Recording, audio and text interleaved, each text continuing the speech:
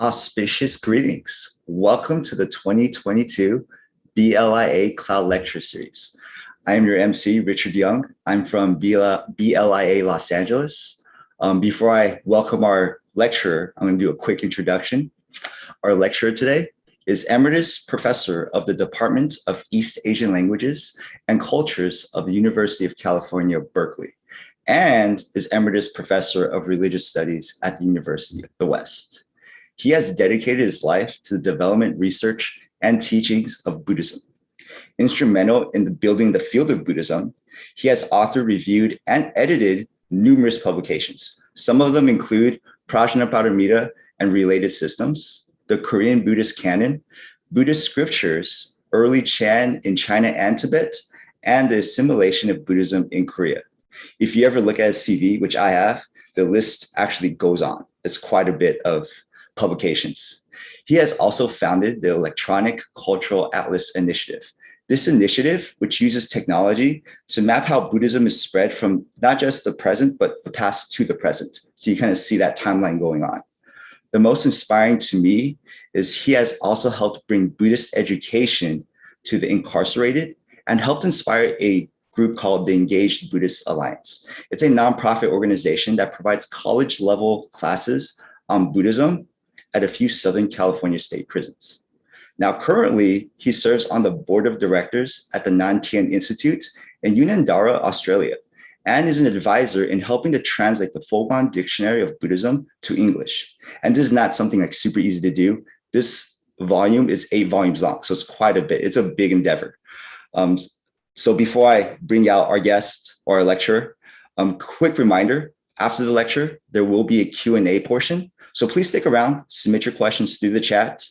And without further ado, our lecturer for Everyday Buddhism, Finding Dharma in Daily Life, Dr. Louis R. Lancaster. Thank you very much, Richard. I appreciate that kind introduction. And I want to thank BLIA for inviting me to give this lecture, and for all the people who are making it possible, because there's a great deal of technology involved these days in making these things available online. And of course, always to remember and to appreciate Master Xing Yun and all that he has done to promote Buddhism. So I'm happy to be with you. Thank you very much.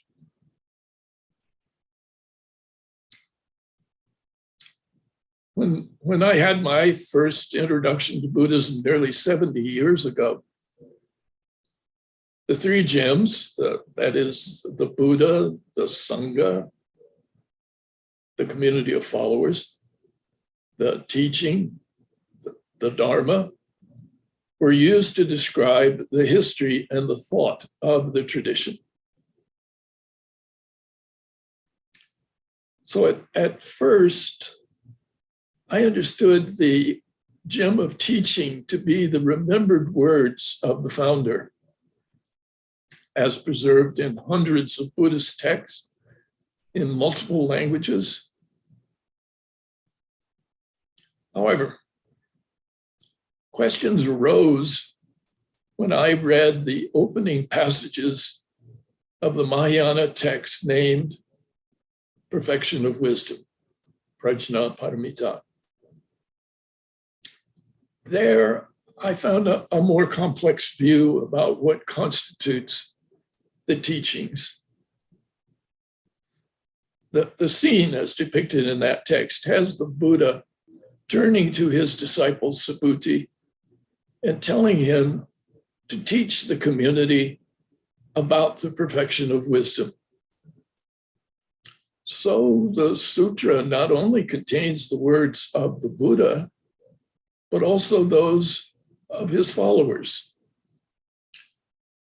Now, the fact that the Buddha has turned to Subhuti to be one to teach shocks Shariputra, perhaps the most famous of the disciples of the Buddha, and the one who is said to be the foremost in his understanding of wisdom.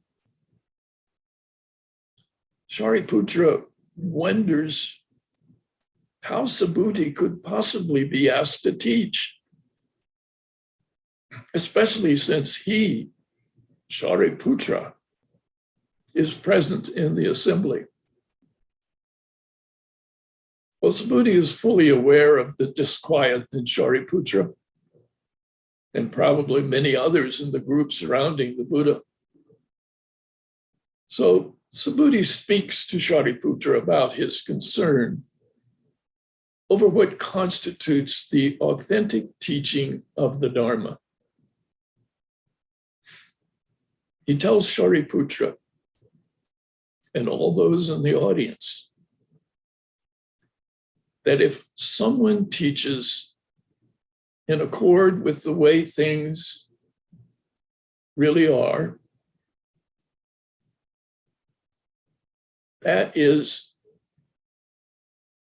teaches the reality in which we live and have experience, then what they teach is no different from what the Buddha would teach. This idea implies that the Dharma, the teaching of the Buddha, is always available because it is constantly reflected in the way things are all around us, not just in the written words of the text. Well, when Venerable Weidong was kind enough to ask me to speak to this large group of Buddhists in North America, he indicated that it would be well to give my own experience with the Dharma.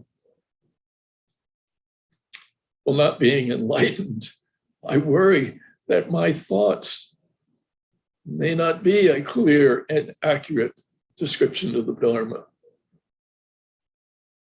So I spent several days thinking about this talk, and I continued to read the description of the encounter between Subhuti and Shariputra. So if the Dharma is all around us in everyday life, if it is in the way things are as we live from day to day, how are we to find it? How can we uncover the Dharma in our everyday life? How can we understand the way things are right now in our experience? Well, I finally decided that preparation for this talk was a good opportunity to take a day of my life and see in what ways the teaching, the Dharma, might be exposed in what I think, feel, experience, and consider as just everyday events. I suppose you could say I kept a diary of my activities for a day, hoping to have at least one event that could be used to describe the Dharma. So here is my diary for that day.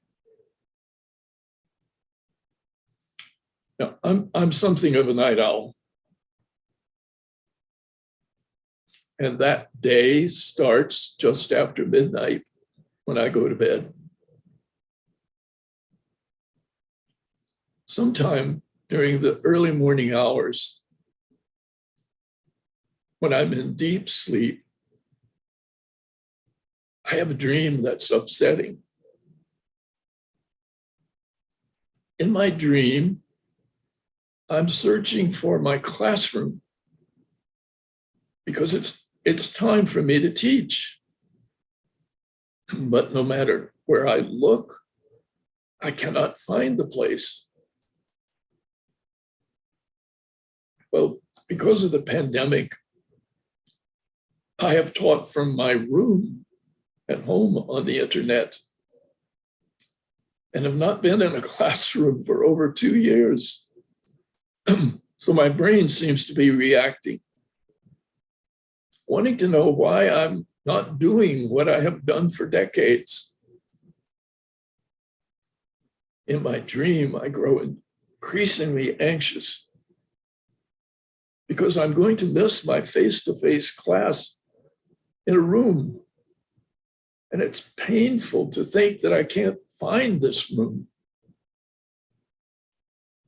Suddenly, I wake up and realize what has happened and relax, because I am not missing a class. I am safely in my bed. There are no students waiting for me. There are no consequences. So where is the Dharma in this dream? I realized that it is like the Buddhist teaching about enlightenment. When I wake up, I'm flooded with the insight that my dream is just an empty construction of my brain. Recognizing that my experience racing around a strange building, endlessly searching for the classroom, is empty. Realizing this, I'm immediately freed of the suffering that arises when I believe myself failing to do my job. I lay there in my comfortable bed in a state of relaxed joy because I realized there is no class waiting for me, no building with numerous long halls that are strange and impossible to navigate, no consequences. All is well. And I'm smiling at the thought. Well, as I, on awakening, have this insight, I am in one sense enlightened. The word Buddha comes from the root that means to awaken. I am surprised that on this day, even before I'm awake and out of my bed, some aspect of Dharma has already arisen in my experience. It reminds me of the passage in the famous Heart Sutra. The Bodhisattva Avalokiteshvara realizes that all the aspects of experience are empty. And in that moment, he is free of suffering. I woke up from a dream state and had a moment of joy as my anxiety about missing a class was no longer an issue. Well, when I described this dream to a friend, he sent me a film clip from the movie Top Secret, starring the actor Val Kilmer.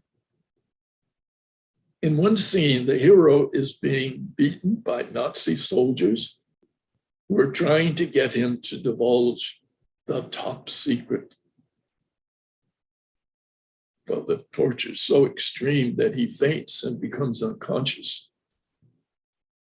And during the time he has lost consciousness, he has a dream. In his dream, he's walking down a long hall and asks another student, "Where is the exam?" The student replies, "The exam is over. You missed it." The dreamer is very upset, and he bemoans the fact that he's missed an exam and the consequences are going to be severe for his grade and for his future. Then he comes to. The guards are still beating and kicking him. To their amazement, he smiles, and his face beams with happiness. He realizes he didn't miss the exam. There is no problem. And even though he's being tortured, he smiles in delight. So as the Dalai Lama once said, pain is inevitable.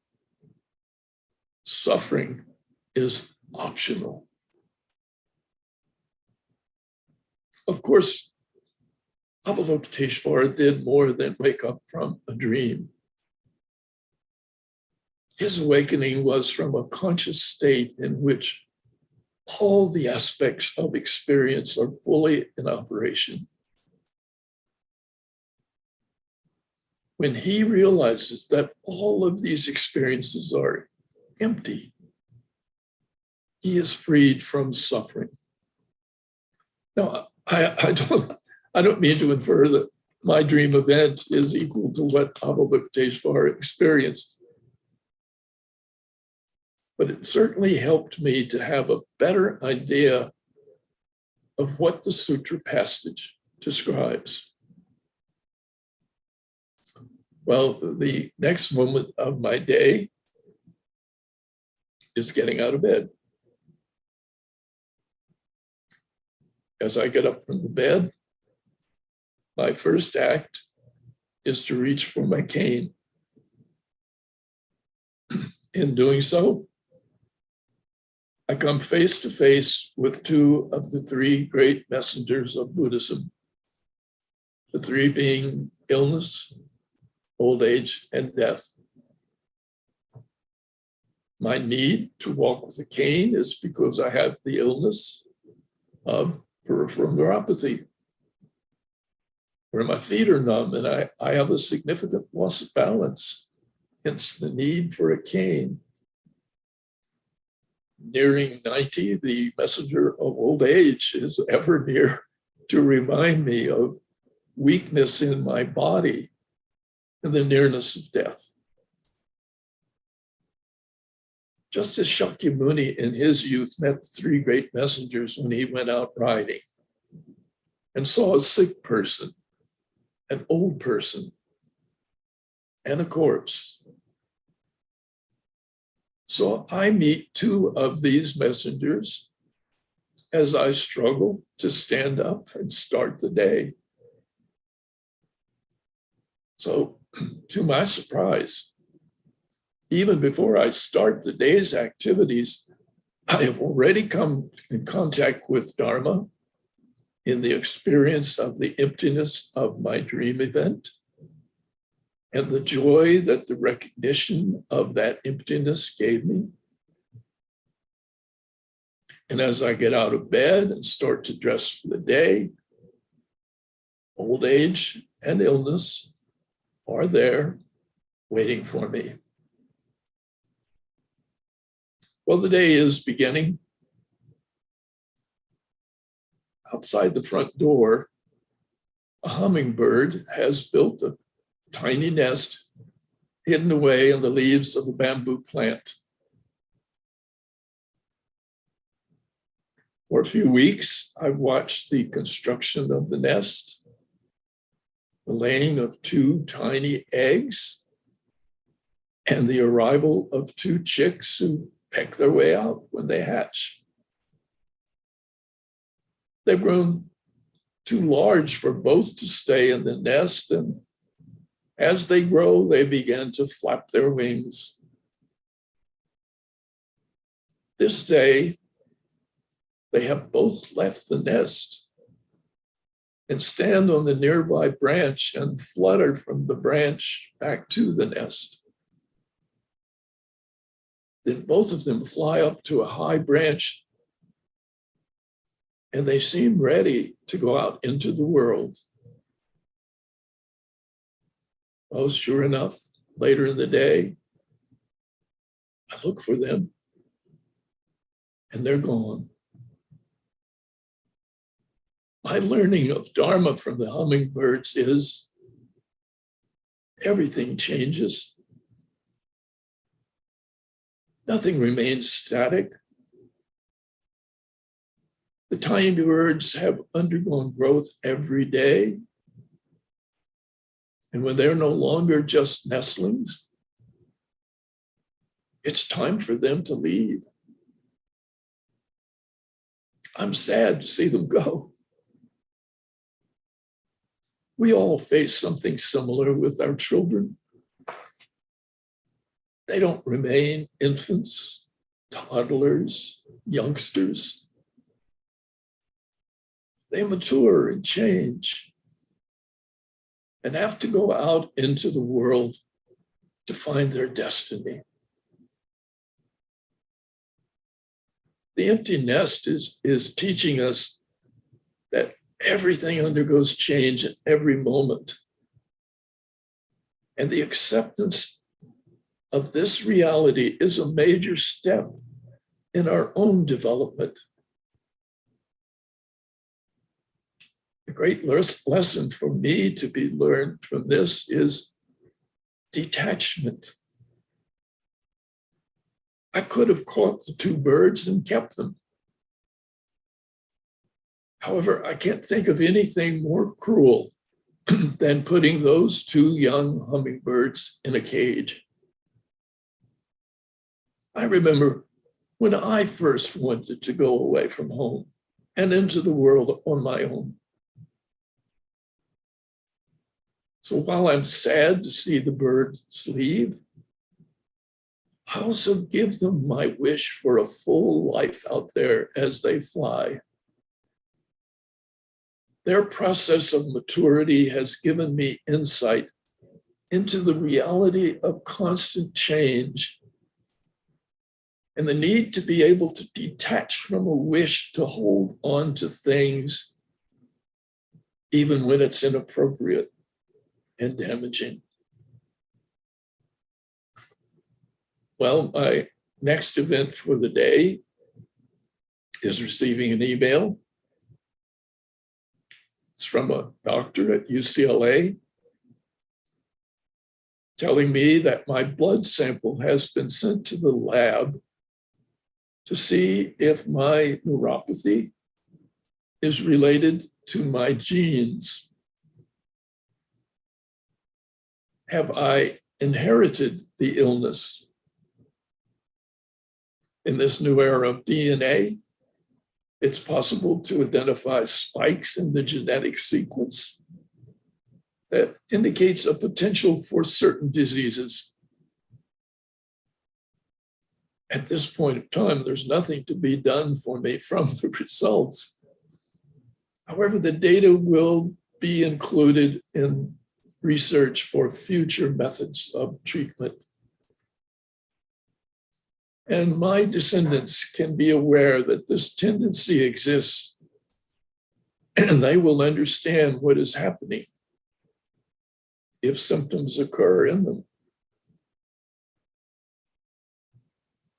The Buddhists teach that we're born into this world in many ways dependent upon actions of the past, karma.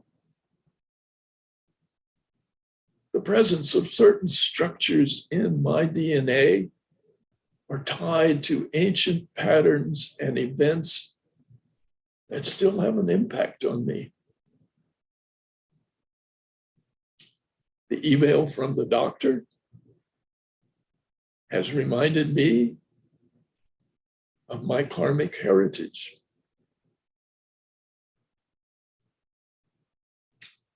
My next event, following my calendar for the day, is an appointment with a physical therapist. He's giving me exercises to improve my balance and perhaps help prevent falling. As I enter his treatment room, I already know from previous sessions And he's a very good teacher who has the ability to train my body and my brain. The idea that a teacher is like a doctor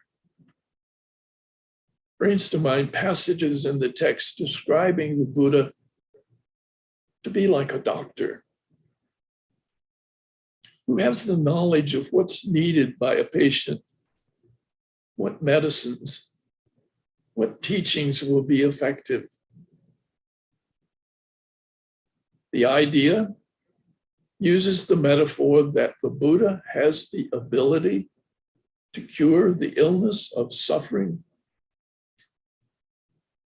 and ignorance with his teaching. Now, the word in Buddhist literature for this skill in teaching is upaya. My therapist has skill and knowledge.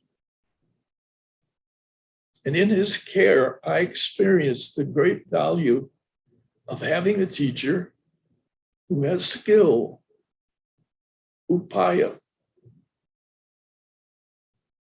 But while doing one of the exercises, I'm very taken aback when he says to me, Lou, stop trying to think you're balanced.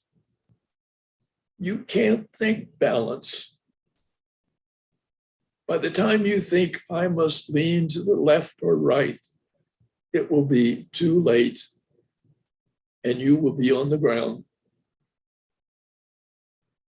So he has me stand on a soft foam mat, close my eyes and just stand still. My body starts to sway and wobble. And he again says, don't think. Just let your body wobble. The brain is already at work figuring how to give impulses for your balance. Well, one of the great insights about cognition in the Buddhist tradition is the value of consciousness without the content of my thinking in words and sentences. I find myself standing on a foam pad, allowing my body to wobble without consciously controlling it. With this comes the realization that my ego, myself, is not in control. But the minute there is the thought, I can do this, I will stand in perfect balance. I have to grab the bar to keep myself from falling. So the treatment is as much training my brain as it is focusing on the body. It is like meditation, freeing my mind of all thoughts, ceasing to exert my self-control, and letting my body and brain learn how to give me balance. Okay, next, I go to the grocery store. I'm searching for a product that is a substitute for eggs. While I'm a vegan, I do admit to having a longing for scrambled eggs or an omelet. One day I came across an egg substitute that's made from plants. Now, the substitute allows me to stay with the plant-based diet,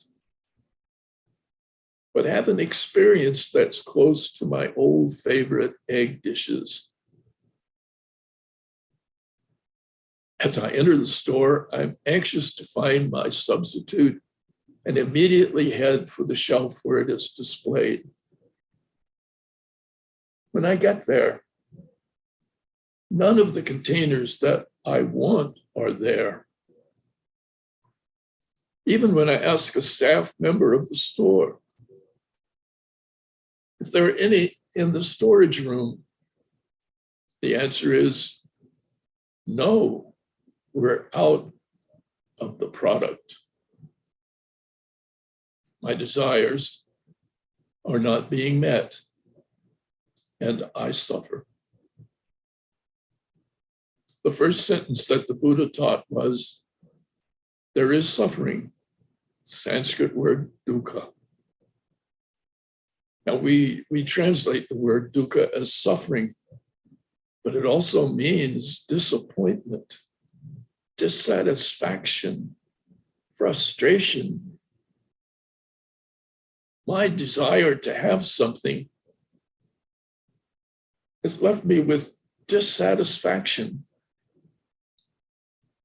So the rest of my time in the grocery store is marked by a frown as I suffer from my unmet desire. You might say this is an insignificant thing, but it reminds me that desire is at the root of dissatisfaction, disappointment. Well, the day is passing. In the late afternoon, it's time for my daily walk. Every day, I aim to walk for 1 mile. Since I'm hemmed in by busy streets and highways, my walk is over the same mile of short residential streets day after day. But it's turned out to be interesting rather than boring. Walking the same streets every day means that my neighbors have come to recognize me. Not only recognize me, but they have begun to come out when I pass by and greet me. To my surprise, my walking has become a neighborhood event. Along the way, there's a young boy and his sister who often look out for me so they can say hi. On this day, they're very excited to show me a new purchase. They have both been given large plastic swords. The boy is wielding his with great energy. Being an observant person, he must have seen a flicker of a shadow as I look at the sword, and he quickly assures me, this sword only helps, it does not destroy. Well, in my room, I have a beautiful image of Bodhisattva Manjushri. It's a gift from Professor Miroj Shakya at University of the West. Manjushri holds a long sword. The sword is a metaphor for the teaching, the Dharma, that is used to cut the bonds that tie us to ignorance. Manjushri's sword only helps. It does not destroy. It does not kill. So on this day's walk, my young neighbor has reminded me of Manjushri's sword, Manjushri's teaching. The last event before returning once again to slumber is to do a puzzle called Wordle. I have 6 tries to guess the word of the day. Now, everyone in the world who does the puzzle, and there are millions doing it daily, seek the same word. So I end my day aware of having the same problem as thousands of others in the world. My puzzle helps me to remember there are millions out there like myself, just trying to find a solution to problems that are common to us all. When I've solved the puzzle, found the word for this day, I finally head back to bed, smiling at the thought of success and having shared a moment of equality with many other humans on this earth. So this was my diary for one day of my life. Now, in recording the events, I'm not just intending to give you a glimpse of my day. My goal was to find evidence of the Dharma, such as impermanence, constant change, karma influences from the past, cutting our bonds to ignorance, healing the illness of ignorance, compassion for the suffering we share with others, realization of the true nature of self. The Dharma, to my surprise, was to be seen everywhere. In my dream, my waking up, my standing up, my observation of hummingbirds, my medical appointment, a neighbor's toy, my solving of a word puzzle. My goal had been to find one example of the Dharma showing itself in an ordinary event of the everyday world.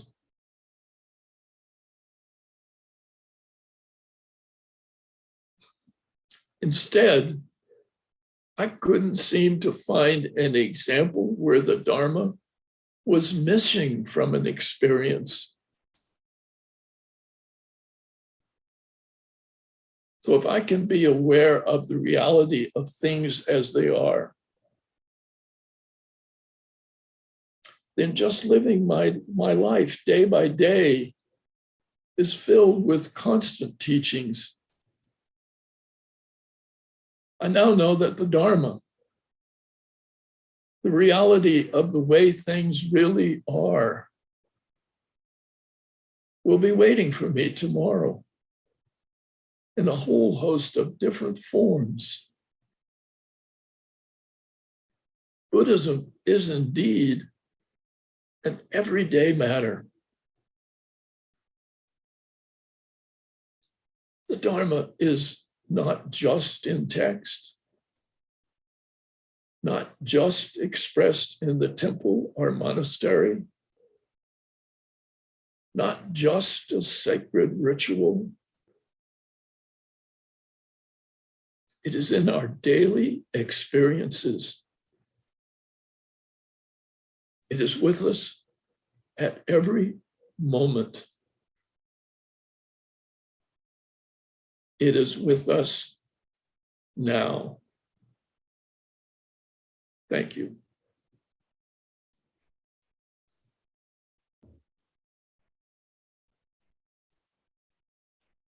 Thank you, Dr. Lancaster.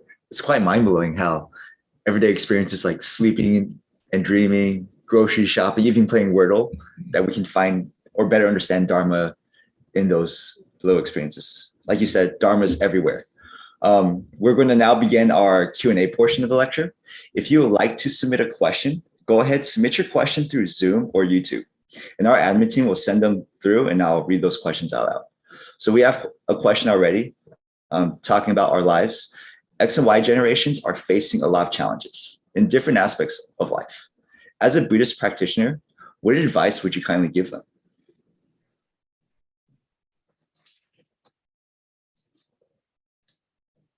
Well, every generation faces enormous problems. That's why we have to have compassion for one another. As I said, I'm almost 90. My generation, we lived through the Great Depression. I'm not sure why they called it great.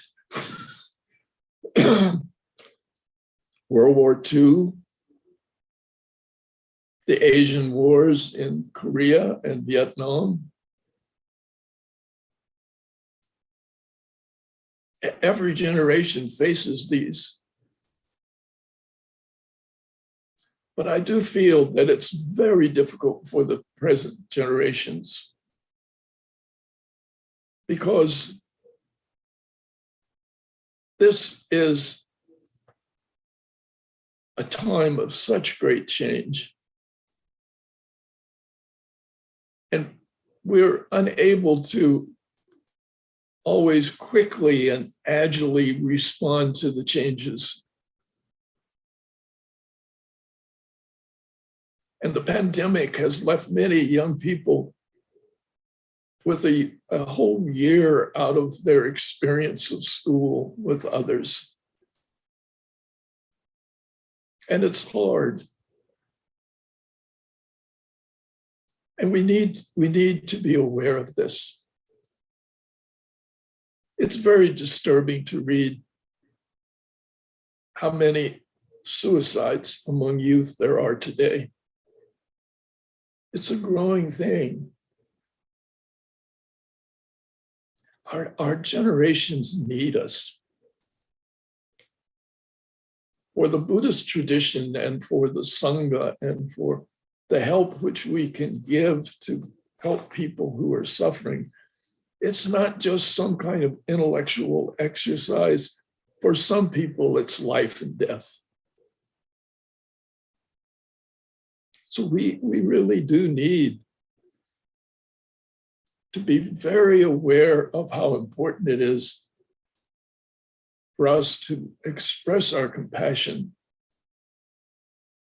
to do our best to help every generation get through what they have to get through. So the XY generations, the baby boomers, the millennials, all of us are in it together. And I've recognized that we just need to be able to reach out and touch one another. Because if you do,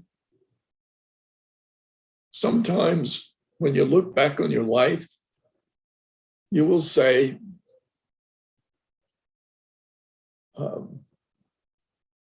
there was one person or a few people who touched me at the moment when I needed to be touched and gave me that lift that I needed at that moment to face life.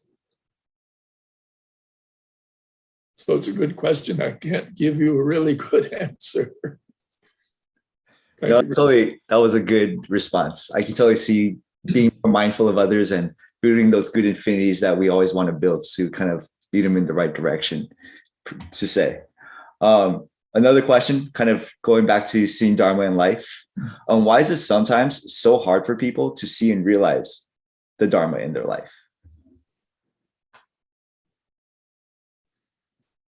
Well, it's very difficult to deal with the fact that we have brains that are so incredible.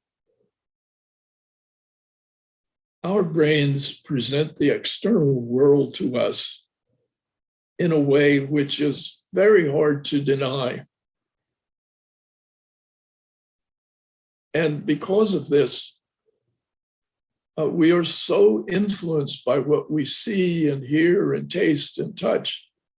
That's our way of getting a hold of the world.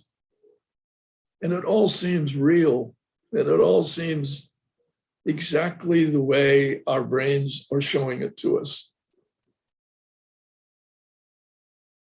But we know that our perception of the world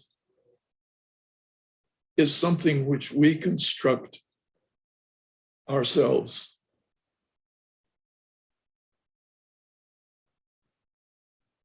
If I see a fire, I don't have fire in my brain. My brain has some light that's reflected from the fire, which races down my optic nerve as an electrical charge, hits my brain and causes a chemical reaction. And I have the experience of seeing fire. And it's so real that it's very hard for people to recognize how much we construct our world, how much we are constructing what we are experiencing. And because it's so real, it's very hard for people to say, well, what do you mean? When I see yellow, I'm seeing yellow. There's yellow out there, right? And the answer is, there's nothing which is yellow. There's only a mix of colors, which when reflected and go down to my brain, I experience as yellow. But as a color in nature, nothing is yellow. It's not one of the primary colors. It's a mix of the primary colors. That's why it's so hard in a way to get across. So that's why in Buddhism, if you want to be enlightened, where do you start? And the message is, from the Heart Sutra on, the message is, you start with understanding how you perceive the world. You understand how it works and what I'm experiencing. And only then, when I have achieved that, can I move on to some of the higher thoughts that we find in Buddhism. Master Xing Yun has called it humanistic Buddhism. It truly is humanistic. It's what we do as humans that causes us our suffering. It's what our human brain does to us. It's our human projections and desires. So we don't have to make people be unhappy. The texts say, you don't want to teach anything to anybody that's going to make them unhappy. The Dharma should be just describing the way things are. Plain and simple. Plain and simple. But that's partly the difficulty. Thank you. You do make it sound simple, but I totally get it. It's like being very mindful of like what your mind is thinking, where those thoughts and experiences come from. I noticed you talked about suffering, so our next question is actually about it. You quoted the Dalai Lama saying that suffering is optional and defined dukkha as not only suffering, but also dissatisfaction and frustration. Can we then infer that dukkha or suffering is our reaction and it's up to us to choose to react in a certain way? Well, everything that happens to us, it is for sure that how we react to it and how we construct and interpret it is the major part of our experience. So that's why to practice meditation, to try to focus our attention, to really be aware of what's going on with me right now. I often ask my classes when I finish teaching a class, I ask the students, what happened to you in this class? What's happening to you right now? You've listened to a lecture. What's happening? Are you aware of it? Can you be so aware? Can you look at yourself and say, what's happening to me? And I think the more one does that, the more one begins to really understand what's happening. Takes a little practice, but one can do it. So I think that the idea of Buddhism is the reason why I think it has survived and why it just keeps answering the questions of each generation is because it seems to be an attempt to keep the focus on the way things really are. Not the way I wish they were, but the way they really are. And to try to understand how we can live with that. So when you ask the question about is suffering optional, it is the case that as we change our attitudes and our ideas, then our interpretation of an event will change.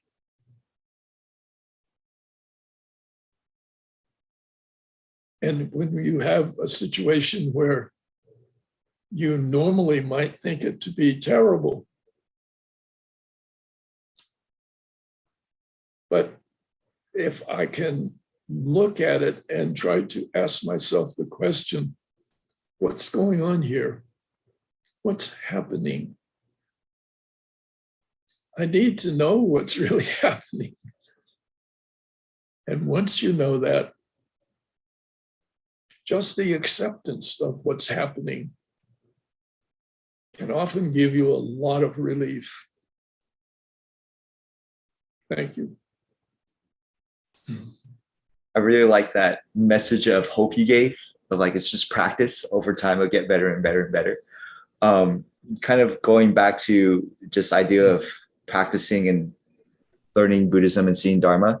What basic understanding of Buddhism do you think may help a beginner to correctly see Dharma in their lives?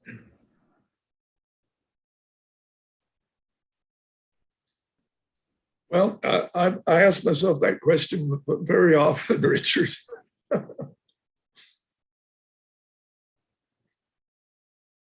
What I was saying a minute ago about the way in which we perceive the world is our brain produces for us virtual reality.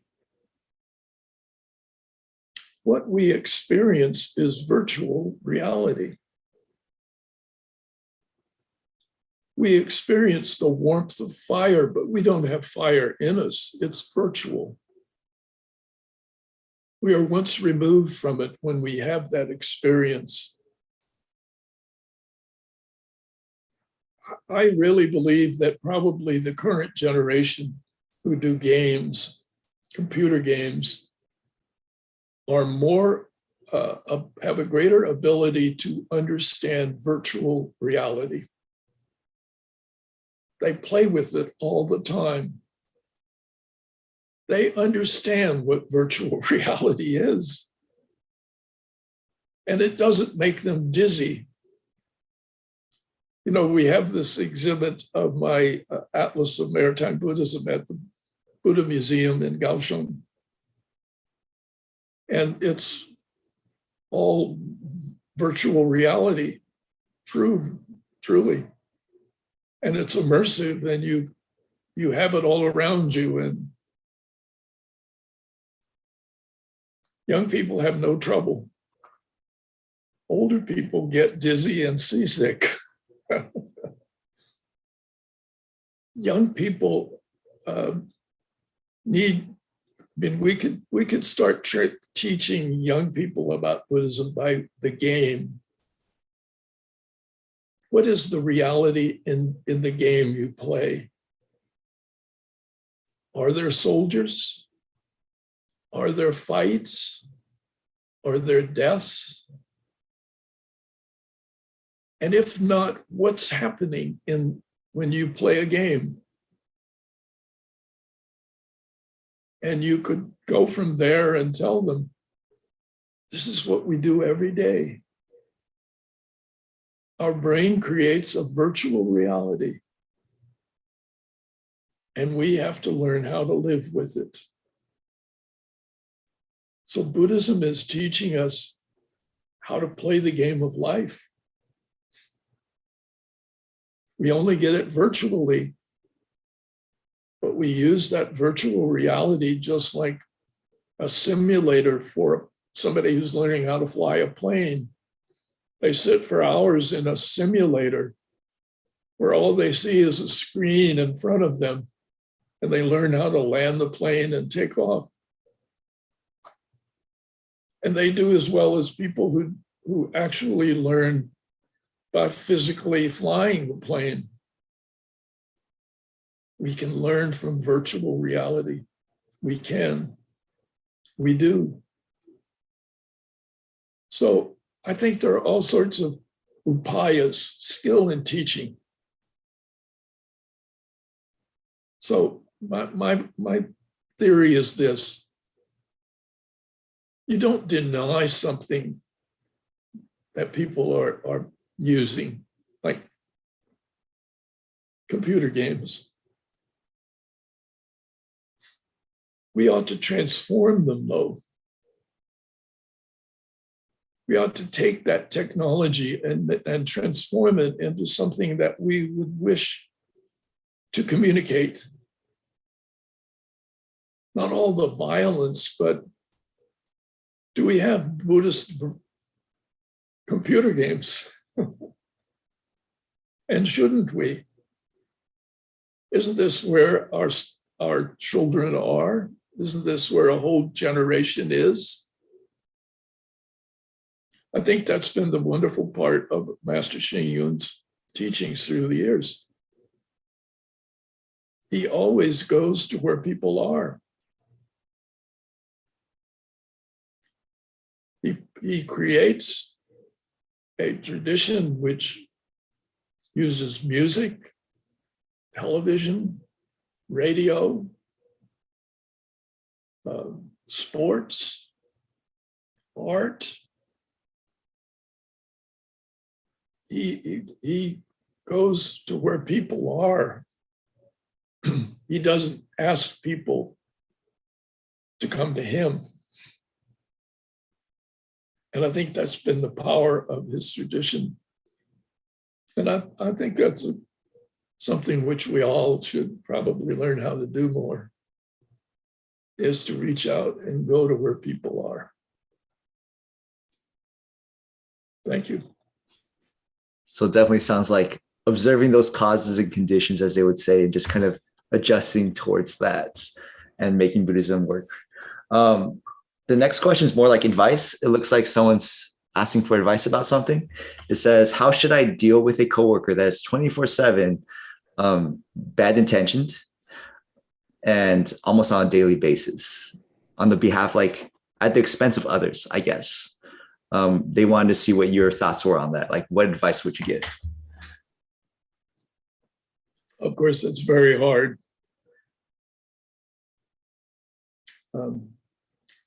There are people who are toxic. There are people who are destructive. There are people who are dangerous. I I certainly have went through all my prison visitation. I've seen such people, but I have also understood that for the most part, those who are the most difficult are the ones who need our compassion the most.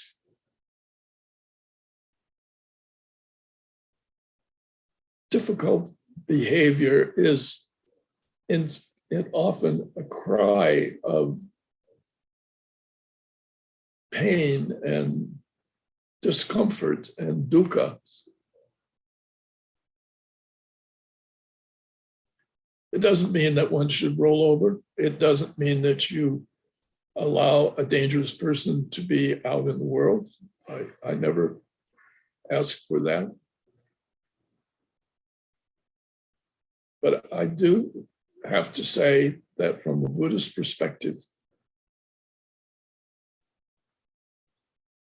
to the degree that one can be compassionate toward another person, that helps me, at least when I'm around somebody who gives me a hard time and I don't want to be around them. I don't want to see them.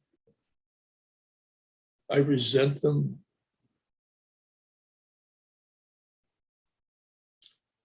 I had a colleague, famous professor. In fact, I won't tell you his name because I'm revealing something which is personal. And he was very hard for me to be around. Egotistical, I thought, arrogant, dismissive. I found myself thinking, oh no, there he is again.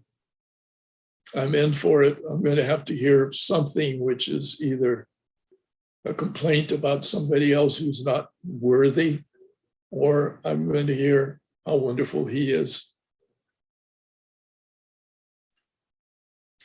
Then one day, I met him at a conference. I asked him about himself. And he said, my father died today. And I was really taken aback because he wasn't showing any grief.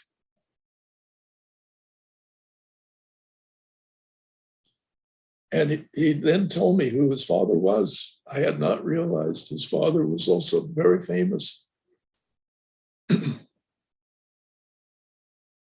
But when he was a child, his father had him tested and found out that he did not have an affinity with his father's domain of interest.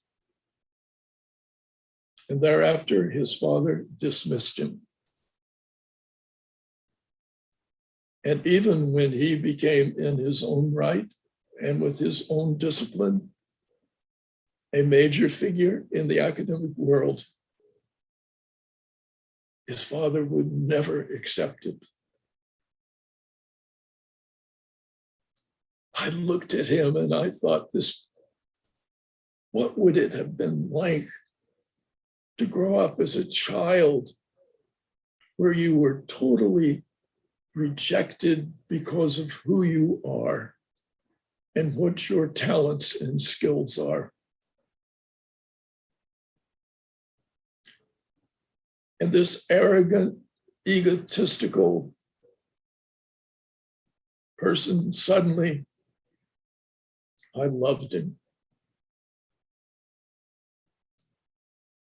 In that moment, I thought, good for you. You may be arrogant, you may be difficult, but you overcame it. You made your way in the world.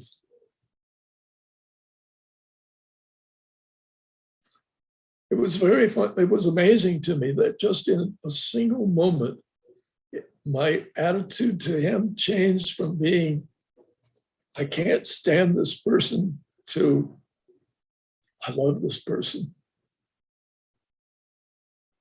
Now, this is not going to happen all the time. I don't mean, I'm not a Pollyanna. But the more we can see another person as they are, to see things as they really are,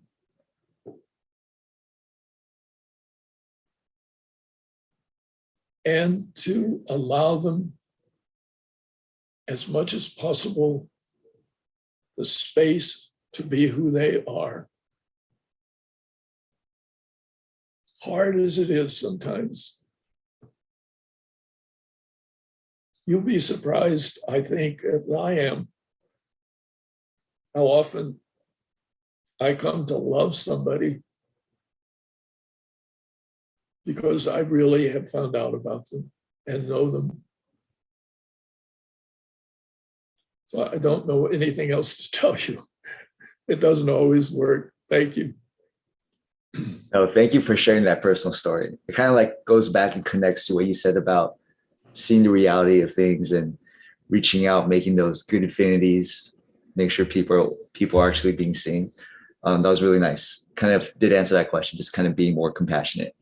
We have one more. It's not so much a question. It was more of a comment, and they wanted your opinion on it. They said that there was this equation, reality, subtract the expectation, and what you get is happiness. They said it's a summary of Dharma, and they want to know what your opinion was on that. So reality, take away the expectations, equals happiness. Yeah. It's that middle one that's the stinker here. Take away your expectations. How hard that is to do. That's not just something we can say and then it's done. I do feel, though, that there's a lot of truth in what you've said.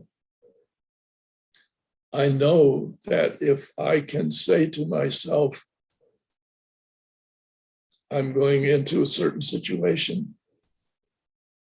to the degree I can go into that situation with an open mind, without thinking what it's supposed to do and how it's supposed to be. If I can do that and just let happen what's going to happen, it's much better. But as I say, the hooker here is how to give up on expectations, because that just means desire. Desire is such a subtle and powerful thing in us. I wish for something. I can't help it. It just comes upon me. And then I have to learn how to say to myself, what's happening here? I'm wishing in this encounter that this person will do exactly as I wish they would do and be. Instead of giving them the right to be who they are. I think we all face it with children all the time. We face it with friends. I wish my friends were a certain way. But maybe that's not who they are. That's my wish, my expectation. And in order to deal with that, I have to understand that I have that wish. And I need to think about it. and to work with it and to ask myself the question, is this wish a good one? Is it selfish? So I'm constantly dealing with, how do I get over having an expectation? So thank you. So it looks like we're about out of time, and that was a really good one to end things off with. So thank you again, Dr. Lancaster, for not only sharing your personal experience, but your knowledge and wisdom with us all. Thank you. Thank you very much. I appreciate it. So we also, before we kind of end things off, we also have 2 upcoming lectures in this series. The next lecture, English lecture in this series, it will be It's Good to Have You with Venerable Dreji on Saturday, June 11th, 4:30 p.m. Pacific time. For those that are bilingual and can't understand Chinese, the next Chinese lecture in the series will be 非本的 AI 时代 with Li Kaifu 博士 on Sunday, April 24th, 4:30 p.m. Pacific time. Again, thank you all for joining us. Auspicious blessings. And remember, it's all a practice. Good night.